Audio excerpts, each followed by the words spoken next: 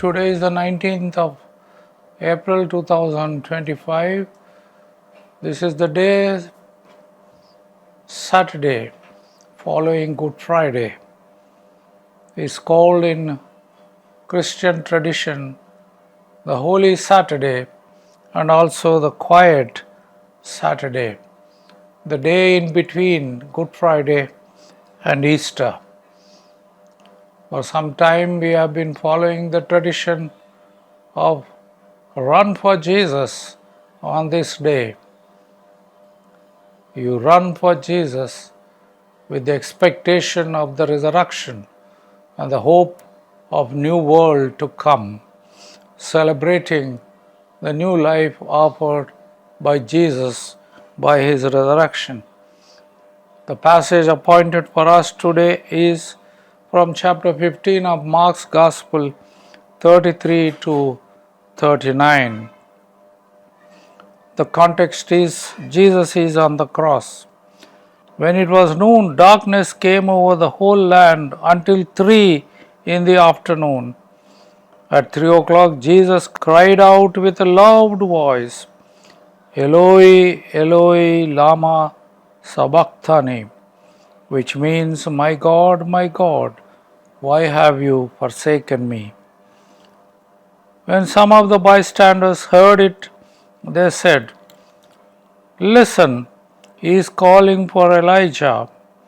And someone ran and filled a sponge with sour wine and put it on a stick and gave it to him to drink, saying, Wait, let us see whether Elijah will come to take him down. Then Jesus gave a loud cry and breathed his last. And the curtain of the temple was torn into two, from top to bottom. Now when the centurion who stood facing him saw that in this way he breathed his last, he said, Truly, this man was God's Son. Truly, this man was God's Son. We have here the fourth verse from the cross from Jesus. Matthew and Mark only record this verse, Eloi, Eloi, lama sabachthani.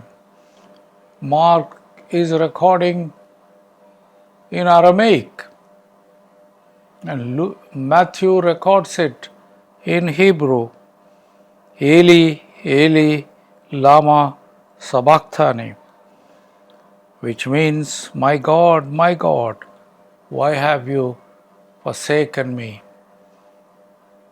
It's a fulfillment of the prophecy we find in Psalm 22. My God, why have you forsaken me? Jesus is undergoing such a tremendous suffering, and Jesus feels as if God has forsaken him. But some of the bystanders were kind enough to run and get some wine in a sponge and give it to Jesus. And that bystander says, Let's wait and see whether Elijah will come to take him down. At that point, Jesus gives a loud cry and breathes his last. Something dramatic happens.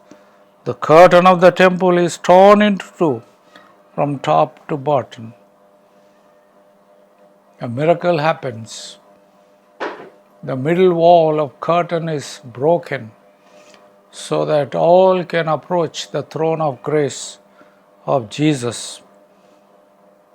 And looking at all this, the centurion who is standing there, watching Jesus' crucifixion and the way Jesus dies, says, Truly, this man is God's Son. Truly, this man is God's Son. Earlier it was only Peter who could say, You are the Son of God. And now a centurion says the same. Truly, this man is God's Son. What more testimony we need? Who Jesus is. Jesus is the Son of God. We have seen earlier how St. Mark begins his Gospel. This is the Gospel of Jesus Christ, the Son of God. And with this centurion statement, truly this man is God's Son, the Alpha and the Omega, the beginning and the end, comes a full circle, and the Gospel ends with this testimony of the centurion. Truly, this man is God's Son. God's Son died for the whole world, for you and me, and gave us the privilege that all who believed in Him and accepted Him, He gave them to become the children of God. Truly, this man is God's Son. How privileged we are to be called God's children. God bless you. Amen.